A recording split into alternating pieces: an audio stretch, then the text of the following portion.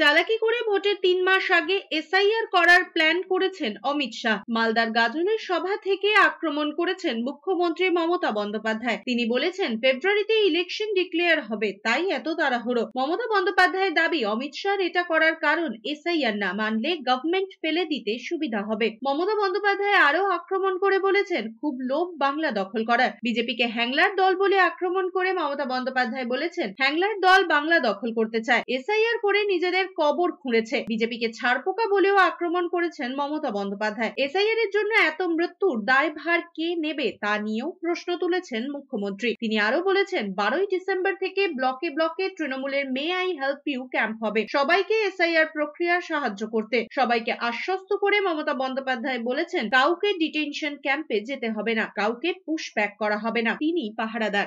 ওরে হ্যাংলার দল, বাংলাকে দমানো যায় না, বাংলা বাংলা হ্যাংলা, তোরা হ্যাংলার দল। খুব লোভ না বাংলাকে দখল করার? গণতন্ত্রের মাধ্যমে করো, মানুষ ভোট দিলে করো।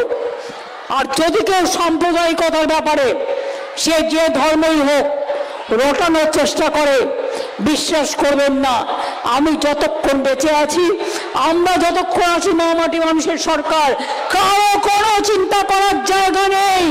আমরা আপনাদের